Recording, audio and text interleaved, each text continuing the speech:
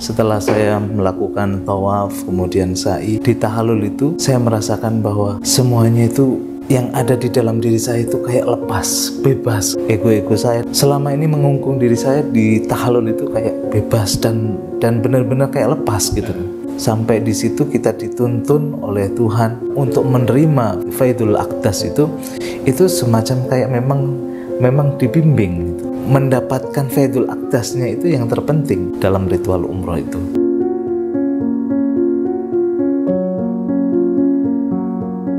Assalamualaikum warahmatullahi wabarakatuh. Kita berjumpa kembali di channel Tauhid Cinta. Kali ini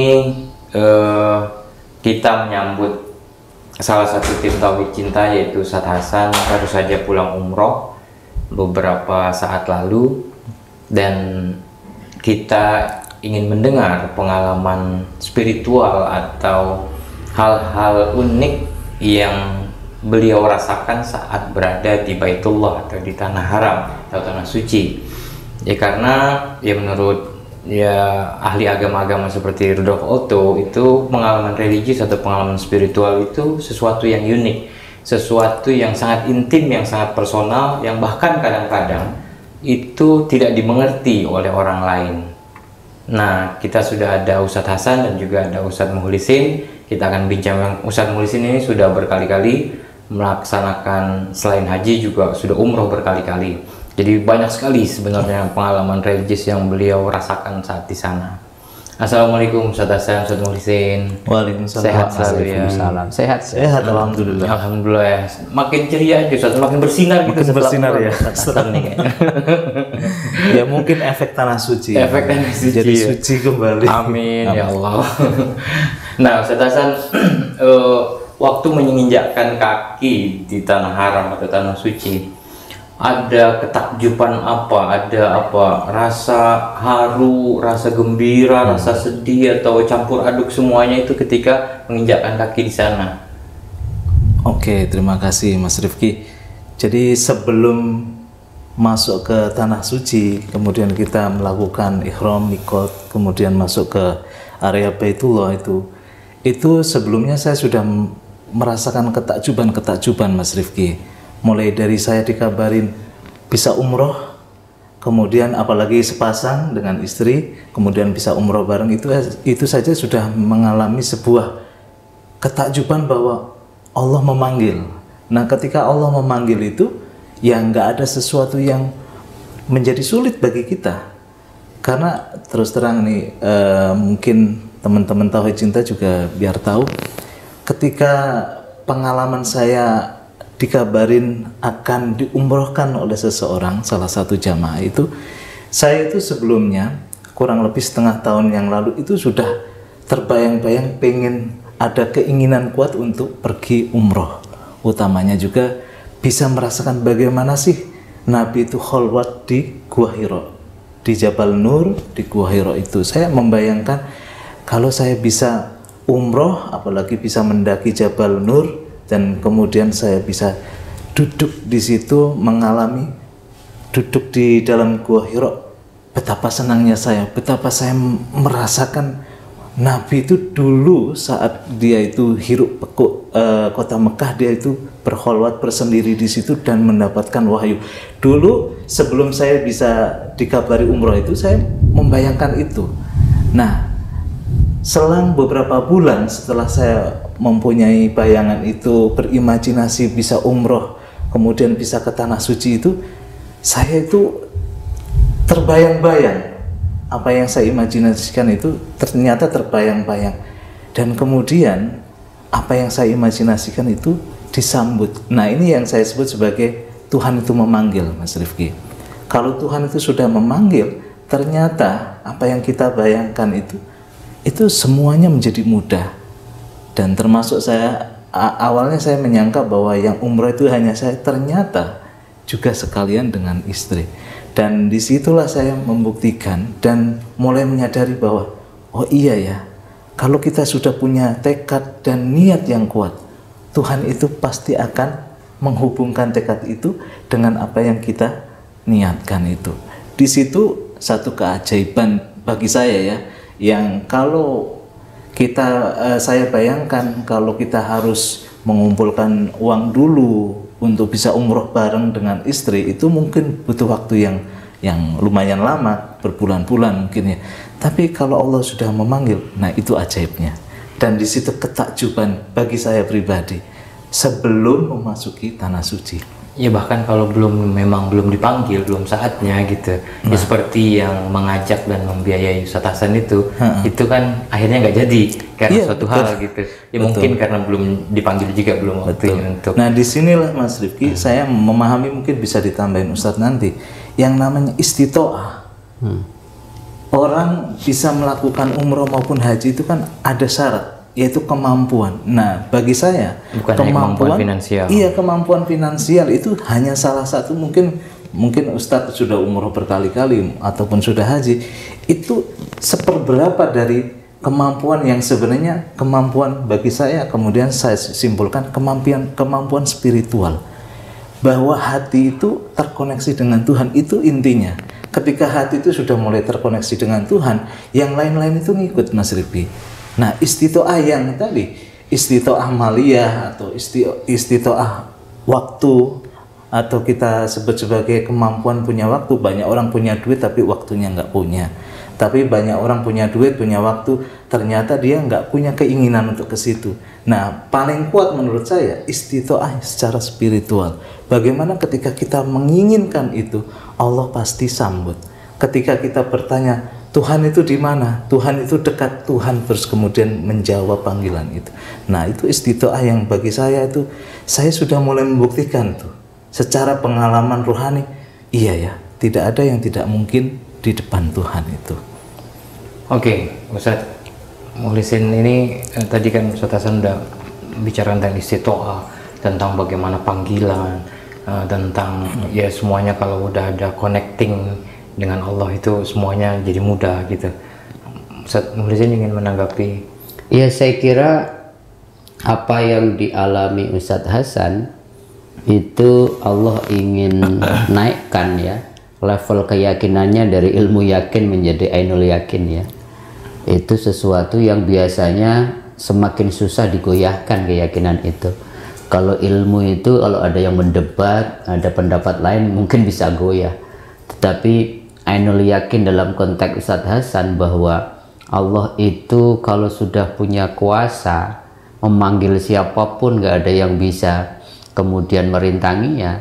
Tetapi juga Allah nggak sembarangan memanggil, ada istiqdad ya.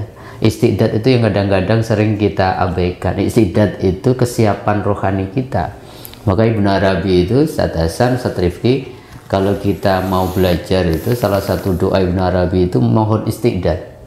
Rabbana hablana istiqdadan kamilan liqobuli faidikal aqdas. Itu kan doa yang Masya Allah.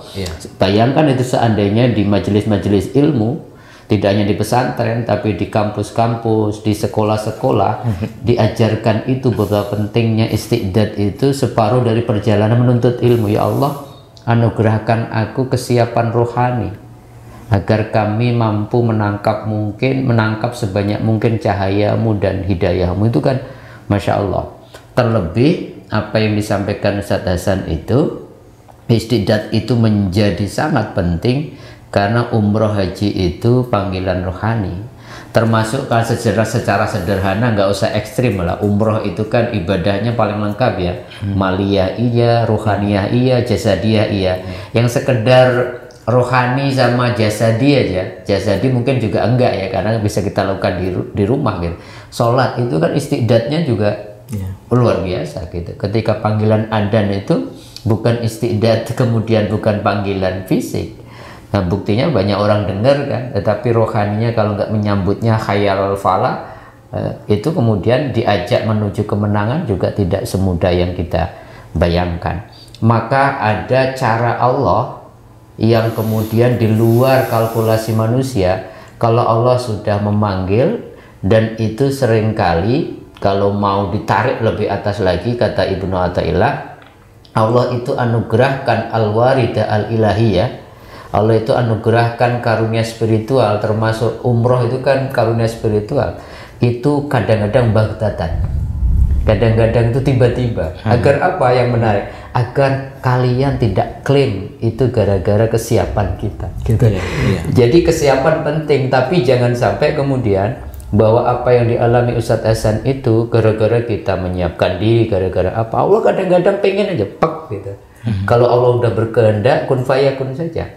Tetapi tidak serta-merta kemudian, jadi kira-kira begini kalau disimpulkan itu, wilayah Allah itu adalah wilayah hak prerogatif yang nggak bisa dicampuri oleh siapapun. Wilayah manusia itu cuman apa? Melakukan proses pengabdian yang terbaik. Nah, saya kira Ustadz Hasan tidak mungkin tiba-tiba seperti itu, tetapi ada tanaman-tanaman kebajikan, apalagi kemudian dilanjutkan dengan afirmasi yang kuat, keyakinan yang kuat tentang Allah, sehingga kemudian keinginan kuat itu kemudian pastikan melahirkan langkah-langkah untuk kesiapan ke situ gitu. Artinya bukan sesuatu yang tanpa kronologi yang bersifat manusiawi, sebab kalau enggak nanti salah paham manusia. Oh, kalau kemudian al-waridah al-ilahiyah itu enggak boleh, enggak ada hubungan dengan persiapan, ya udahlah, diam aja. Coba bayangkan Mas Rifki, betapa banyak orang di dalam doa-doanya memang tidak mengafirmasi umroh dan haji menjadi bagian penting. Betapa banyak orang yang doanya itu minta Allahumma rzuqna ziyaratal Makkah al-Mukarr wa ziyaratal Madinah al-Munawwarah, karena memang istidadnya belum ke situ gitu. Padahal dia punya harta atau mungkin dia punya segalanya, tapi tidak terafirmasi. Tetapi kalau sudah terafirmasi kayak semestakum gitu ya, semesta kemudian mendukung. Kalau dalam bahasa agama malah luar biasa, faida azamta. Kalau kita sudah punya azam, punya keinginan kuat, itu semua lanah dia nahum sebulanan. Allah itu kemudian berikan banyak jalan untuk mewujudkan azam itu. Tapi azam ini yang seringkali ya masing-masing dalam bahasa modern sekarang afirmasi dong kalau punya keinginan. Nah, afirmasi itu membuat azam kita semakin kuat, dan Allah berikan jalan min ghairi la yahtasib, dari arah yang tidak disangka. Bayangin itu untuk umroh sendiriannya nggak kebayang, karena membutuhkan maliyah yang tidak sedikit ya, 30 juta minimal. Tiba-tiba azamnya dikasih bonus oleh Allah, itu bisa bareng pasangan gitu. Nah, itu kalau mau sedikit cerita, semua bentuk perjalanan saya ke Tanah Suci, mau haji mau umroh, itu semuanya baghtatan, semuanya tiba-tiba. Dan ya kalau ngomongin kalkulasi ikhtiar sendiri maliyah mungkin belum berangkat saya gitu. Tetapi Allah kalau memanggil itu tidak ada yang mampu mencegahnya. Termasuk dalam konteks itu adalah Allah itu menggerakkan hati hamba-hambanya tiba-tiba memilih Ustadz Hasan sama istrinya untuk berangkat. Lah pilihan-pilihan itu kan yang gerakkan juga Allah. Oleh karenanya ini jadi pelajaran ya. Saya selalu mengatakan bagi siapapun yang kayaknya nggak mungkin Ustadz untuk umroh, untuk ini, enggak, yang penting kita punya azam nggak?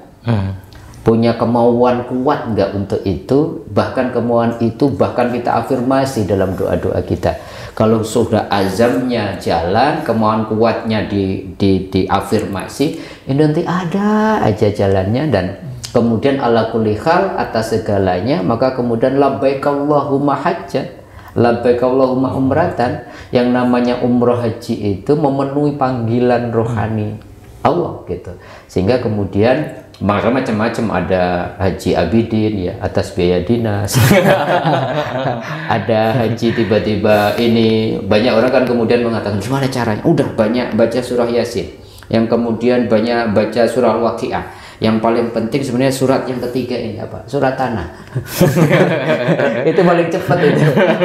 Tanahnya digadein atau dijual jadi itu gitu. Nah, itu banyak jalan, tiba-tiba ditelepon, tiba-tiba ada yang dapat hadiah di kantornya, banyak jalan. Cuman poinnya adalah azam enggak? Menjadi prioritas kita enggak sebenarnya? Memenuhi panggilan Allah lewat haji dan umroh. Karena yang dipanggilkan semua orang sebenarnya. Hanya receivernya, istidadnya, hanya orang-orang yang menyiapkan receiver itu yang mampu menangkap, dan kemudian semesta Allah kondisikan untuk mendukung. Allah menggerakkan banyak tangan, banyak jalan. Lanah diyanahum subulana. Allah berikan banyak jalan untuk mewujudkan itu. Kira-kira itu Mas Rifki. Oke, luar biasa nih. Ternyata sama-sama bagtatan ya, Ustadz Hasan maupun Ustadz Mukhlisin itu hajinya ya apa namanya dibiayai sama orang lain dan ya benar-benar mendadak gitu kan. Apa ya karena sinyal atau kuotanya itu bagus gitu ya, jadi ketangkep tuh panggilannya. Kalau bahasa sederhananya itu ya. Tetapi yang menarik kan itu tadi Ustadz Hasan kan ditanya ketakjuban di sana. Sebelum ke sana aja udah takjub. Iya betul. Nah itu ketakjuban pertama. Ada ketakjuban kedua ketika di sana. Berarti istidadah dari sebelumnya. Yang sekarang sudah masuk ketika menginjakkan kaki di sana. Nah, itu juga menarik Mas Rifki. Saya sedikit melanjutkan tadi doa Ibnu Arabi yang tadi disitir oleh Pak Ustadz. Isti'dadan kamilan liqabuli faidikal akdas.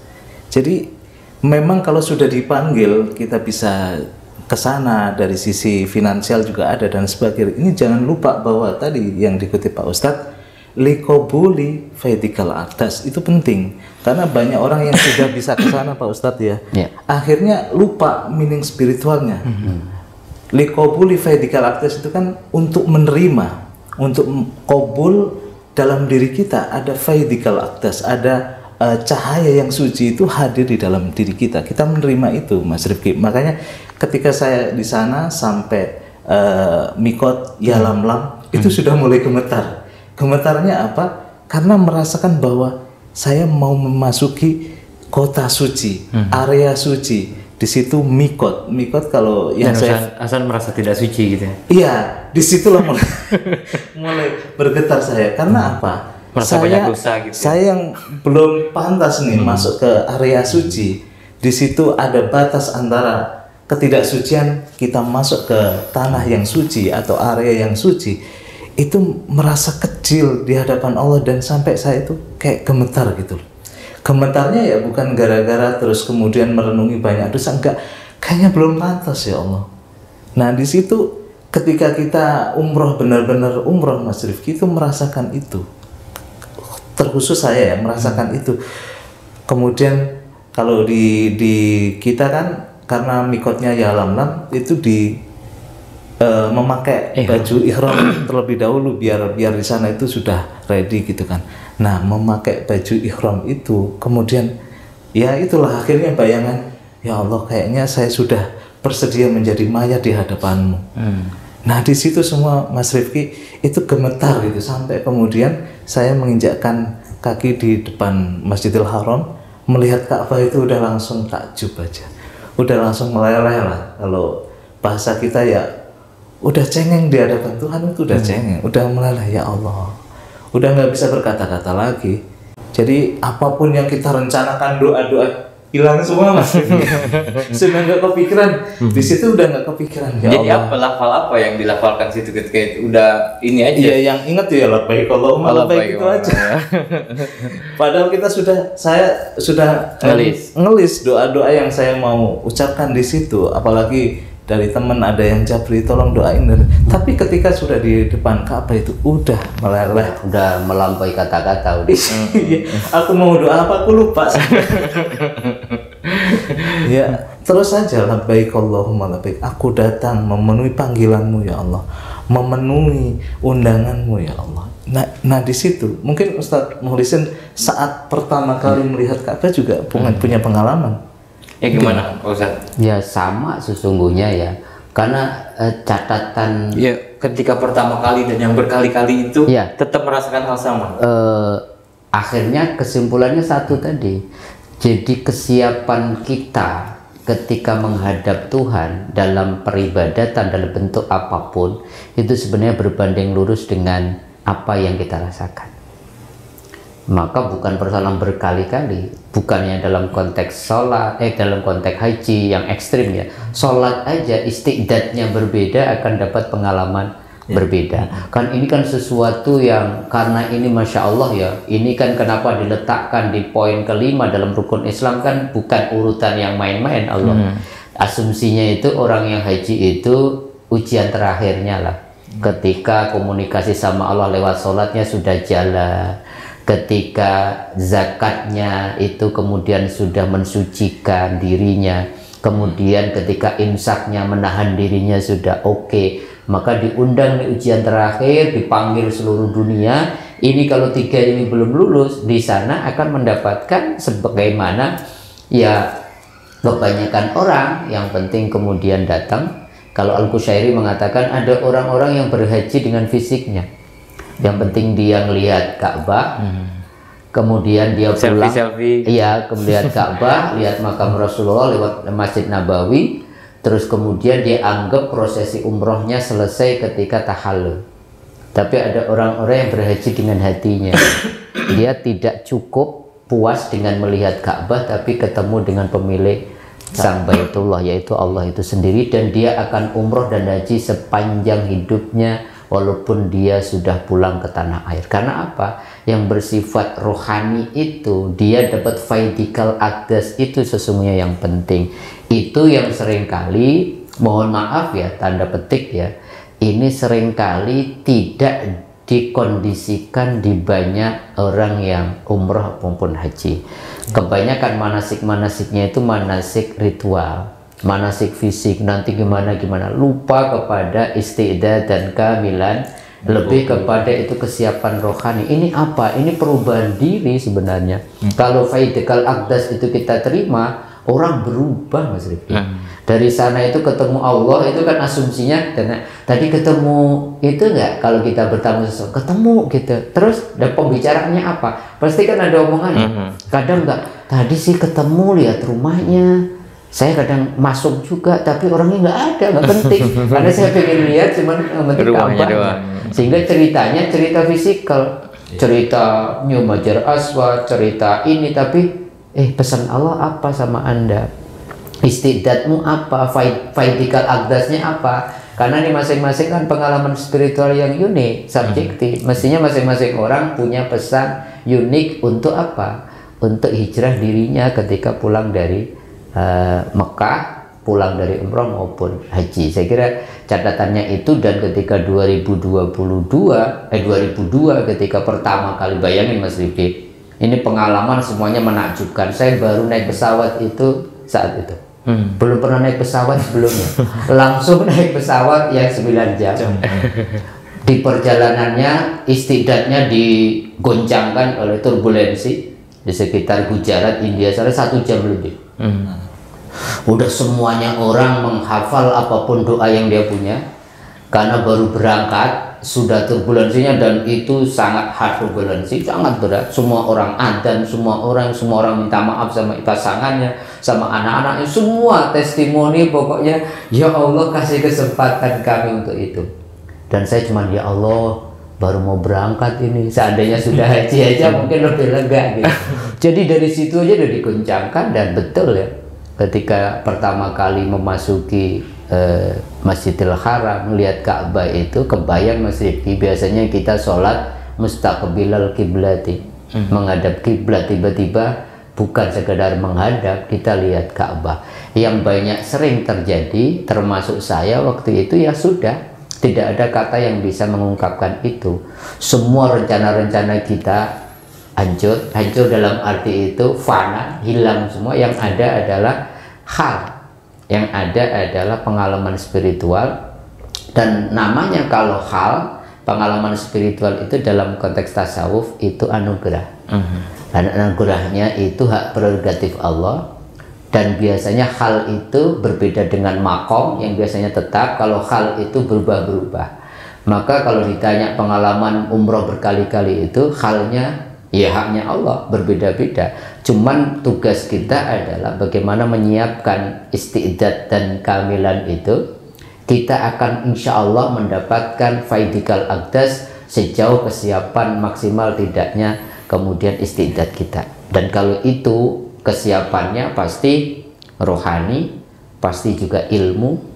Kalau kita baca ahli syariati aja, istiqdat ilmunya itu membantu sekali ya, untuk memahami tidak sekedar fikih ya, ritual-ritual haji maupun umroh, tapi ala kulli hal di atas semua itu ibadah haji itu ibadah hablum minallah, tapi juga sangat menentukan hasilnya adalah ketika kita berinteraksi berhablum minanas di sana, dengan latar belakang orang yang berbeda-beda dari banyak negara, latar belakang keinginannya, niatnya ke sana berbeda-beda.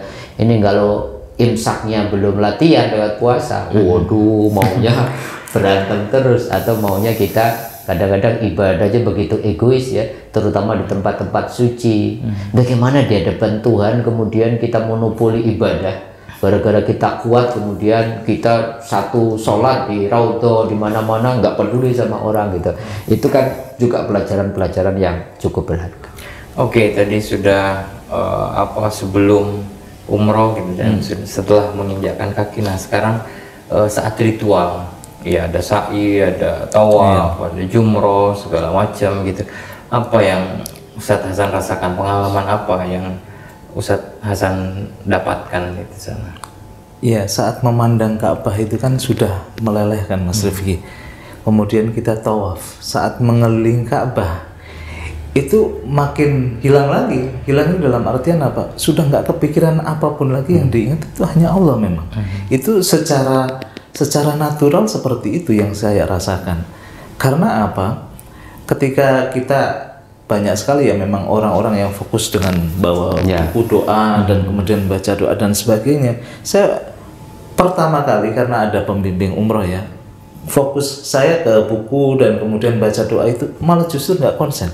Yang ada juga udah itu lepaskan, udah Allah, udah kemudian sholawat, terus kemudian yang disunahkan Robbana atina fid dunya hasanah, itu udah kita benar-benar hayati aja. Ketika itu kemudian tawaf pertama, putaran pertama sampai akhir itu nggak tahu aja, kayak ada kelegaan batin yang nggak bisa diungkapkan sih, memang nggak bisa diungkapkan. Nah kemudian nyambung ritual yang kedua, yaitu kita ada yang namanya sa'i, Safa Marwah.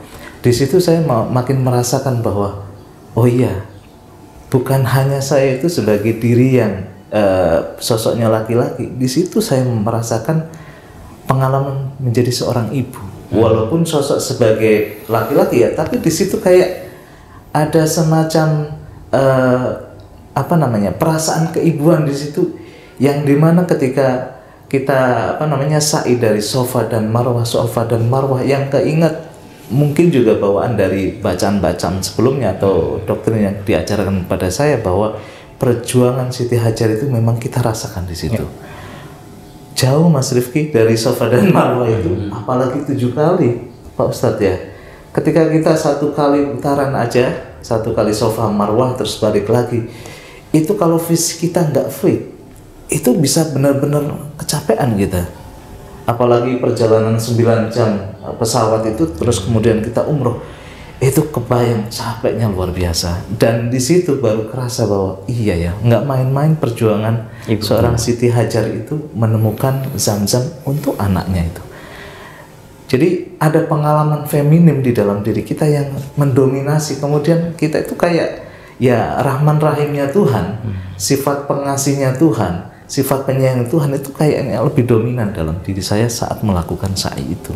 Setelah saya melakukan tawaf, kemudian sa'i, di tahallul itu saya merasakan bahwa semuanya itu yang ada di dalam diri saya itu kayak lepas, bebas gitu kan. Selama ini yang membelenggu, mungkin ya ego-ego saya dan sebagainya, itu merasa selama ini mengungkung diri saya di tahallul itu kayak bebas dan benar-benar kayak lepas gitu. Nah disitulah mulai umroh. Dari ritual yang pertama yaitu tawaf, sa'i sama tahallul, itu bagi saya itu sesuatu yang kayak nyambung gitu. Sampai di situ kita dituntun oleh Tuhan bahwa apa yang ada di batin ini, yang tadi Pak Ustadz bilang untuk menerima faidul aqdas itu semacam kayak memang dibimbing gitu. Jadi mendapatkan faidul aqdasnya itu yang terpenting memang dalam ritual umroh itu. Bagi saya seperti itu Mas Rifki. Oke, itu kan tadi sudah kita masuk ke ritual-ritualnya. Nah ketika ingin meninggalkan tanah suci, itu apa yang Ustadz rasakan?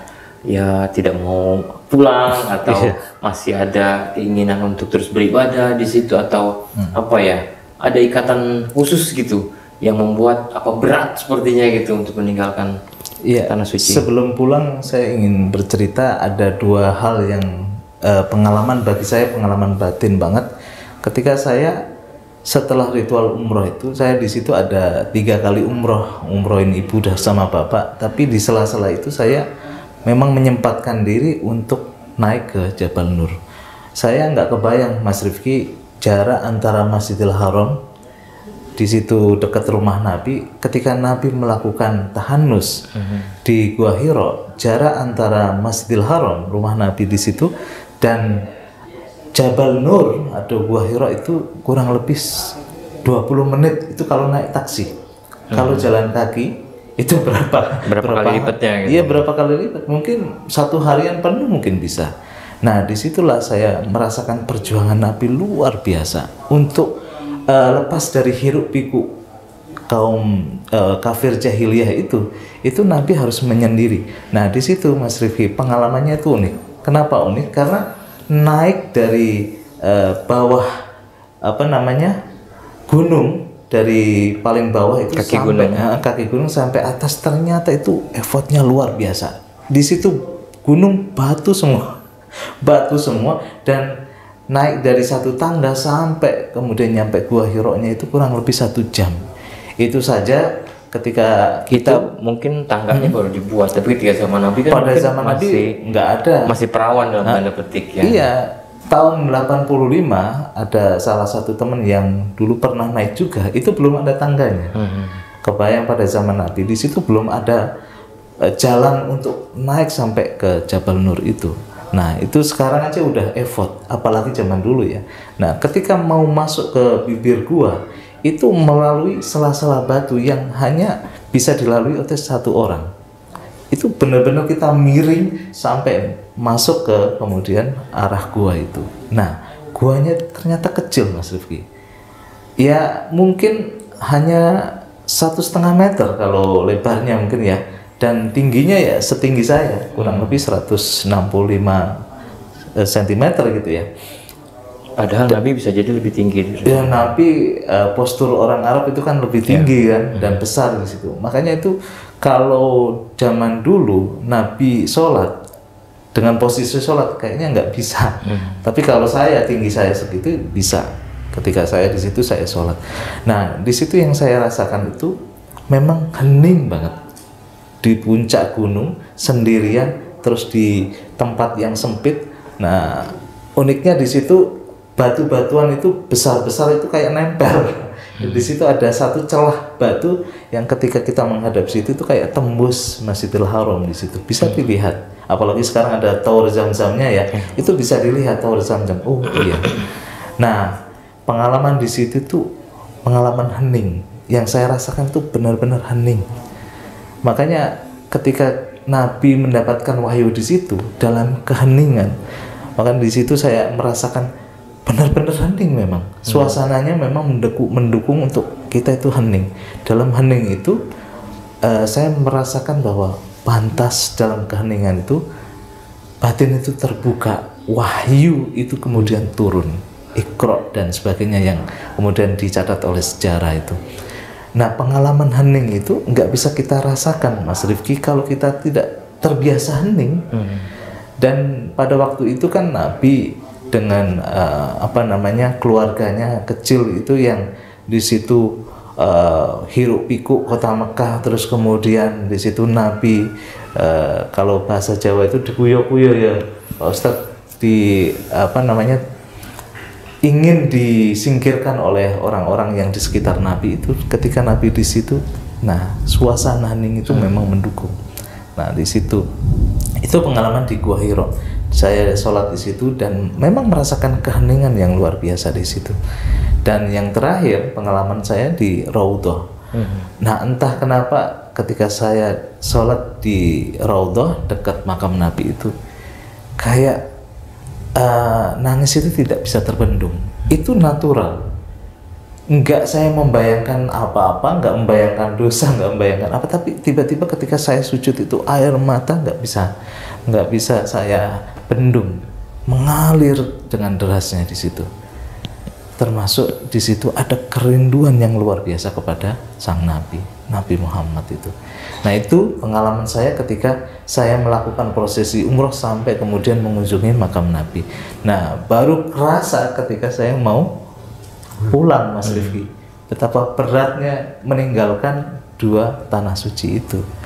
Dimana kayak di tanah suci itu kita beribadah itu bisa fokus, tanpa, nanti Pak Ustadz bisa tambahkan, tanpa kita effort itu ketika ada panggilan azan Allahu Akbar, kita itu langsung kayak tergerak secara hati maupun secara tubuh untuk langsung mau ke masjid, mau ke Baitullah, dan di situ kayak semuanya itu jadi nyatu. Orang-orang juga fokusnya sama, Mas Rifki. Ada energi ya. Ada energi yang kuat. Nah, itu kerasa saat saya meninggalkan tanah suci, kemudian di rumah untuk melakukan ibadah seperti di sana itu berat ternyata. Kalau di sana itu sudah terkondisikan kita memang fokus ibadah, tapi ketika sudah pulang ke tanah air, kalau kita tadi istidadnya tidak kuat, sholat itu menjadi sesuatu yang berat, nggak seperti di sana. Di sana itu sholat itu semacam kayak kebutuhan, bahkan sholat itu setiap saat itu pengennya sholat, pengennya itu bertemu sama Tuhan. Nah, itu sih makanya kerinduan untuk datang ke sana lagi, Pak Ustadz ya, untuk umroh lagi itu selalu kayak ada dalam batin itu. Kayak kalau ada kesempatan, ada uangnya, terus ada kesempatan secara fisik, secara waktu dan sebagainya, itu kalau bisa pengen mengulang lagi itu. Oke, luar biasa pengalaman Ustadz Hasan. Mungkin Ustadz Mukhlisin ingin menambahkan sekalian menutup. Ya, saya kira ini kan fresh ya, pengalaman yang baru pulang. Catatan akhir itu bahwa bagaimana setelah pulang itu, bagaimana kita maintenance kesadaran rohani bersama Allah terus menerus, itu yang menjadi kayak semacam tanda indikator mabrur atau tidaknya ya perjalanan spiritual kita. Maka ternyata Kanjeng Nabi ketika ditanya mahwal hajjul mabrur, ya Rasulullah, haji mabrur yang balasannya surga itu apa sih ciri-cirinya? Ternyata ciri-cirinya semuanya apa yang disampaikan Ustadz Hasan tadi. Ciri-cirinya itu lebih kepada bagaimana seseorang berubah karena dapat faid al-aqdas tadi, dan kemudian menjaga kesadaran kita, fokus kita, kebersamaan khudur kita dengan Allah, dengan Rasulullah itu terjaga sampai ke tanah air. Maka dalam bahasa Kasful Mahjubnya itu kan kemudian orang yang kalau umrohnya dengan hati, dia akan umroh terus walaupun sudah kembali ke tanah air. Bayangin Rasulullah mengatakan haji mabrur itu 3, dan cirinya semuanya nggak ada hubungannya dengan hal-hal yang bersifat fisikal, gitu. Afsus salam, ya, orang berubah dari pulang dari tanah air, yang pengen dia lakukan adalah menyebarkan salam kepada siapapun yang dia temui. Yang kedua, wa'id amuto'am, dia punya empati yang luar biasa, rela berbagi, bahkan menikmati, membahagiakan orang lain, dan watibil kalam. Jadi kata-katanya, ucapannya itu selalu terjaga, manfaat, kebaikan, kalau lebih baik diam. Maka dari situ, maka kemudian ada catatan yang menarik dari Ustadz Hasan tadi, semua orang pasti merindukan kembali ke sana. Karena apa? Karena kalau siapapun yang sebenarnya mendengarkan suara hati nurani, semuanya pengen, maka kemudian kembali kepada ilaihi rojiun itu. Kan ilaihi rojiun itu kan simbolnya di dunia adalah Baitullah, gitu. Sehingga siapapun pasti menginginkan kembali ke Baitullah, menginginkan kembali menziarahi, menyapa, menyampaikan rasa rindu kepada Rasulullah ya di Raudhah, di makam Kanjeng Nabi dan sebagainya. Maka kemudian biasanya saat-saat menggembirakan itu saat tiba pertama di tanah suci, dan saat-saat paling menyedihkan gitu ketika meninggalkannya, dan berharap kemudian doa tawaf wada'nya kalau kita pulangnya dari Mekah adalah pamitan sama Allah, dan pasti mintanya nggak apa-apa kecuali ya Allah beri kesempatan aku, dan biasanya nambah lagi kalau bisa keluargaku untuk datang lagi bersama orang-orang yang aku cintai. Dan itu saya kira menjadi sesuatu yang luar biasa. Terakhir yang ketiga mengenai catatan-catatan pengalaman spiritual itu, kalau saya hanya ingin mengatakan bahwa orang akan mendapatkan sesuai dengan istidadnya. Istidad fisik, istidad rohani, istidad ilmu, istidad iman gitu. Mau punya semangat apapun kalau fisiknya juga istidadnya nggak kuat, ya menjadi sesuatu yang menjadi handicap gitu. Tapi kuat fisiknya, tapi kalau nggak punya ilmu tentang guasur, nggak punya ilmu tentang bagaimana memaknai tawaf, memaknai umroh, memaknai sa'i, memaknai tahallul, ya akan mendapatkan sesuai dengan istidadnya. Apalagi yang paling utama, ibadah umroh itu ibadah rohaniyah. Kalau ini istidad rohaninya belum siap, bahwa ini benar-benar panggilan suci dari Allah, undangan dari Allah, maka memaknainya ya yang penting 9 hari. Bahkan dalam banyak kasus punya rombongan itu memasuki hari ketiga, keempat aja udah bingung, udah tersibukkan lagi, jangankan balik lagi ke tanah air. Hari pertama kedua, iya, kemudian setelah umroh aja udah nanya gitu, udah buka laptop lagi, udah mikirin bisnis, jangan segala macam gitu. Jangankan nunggu di sini fokusnya terdistrak gitu ya, di sana aja kalau kita nggak fokus, artinya apa? Mau di Mekah, mau di Madinah, mau di tanah air, sesungguhnya asal kita memfokuskan terutama rohani kita, ya kita bisa khusyuk. Walaupun kita tidak bisa pungkiri, Rasulullah kan juga mengajarkan ada tempat-tempat yang energinya yang luar biasa. Nah, buat kita yang masih kemudian dalam beribadah tergantung pada kondisi luar kita, tergantung saat, tergantung tempat, maka menurut saya umroh dan haji adalah momen mengecas rohani kita, agar Allah semoga memberikan pengalaman rohani yang luar biasa itu. Mudah-mudahan pengalaman rohani itu bisa menjadikan kita semakin yakin bahwa kemudian kalau kita menjalani hidup untuk Tuhan, sebegitu luar biasanya gitu.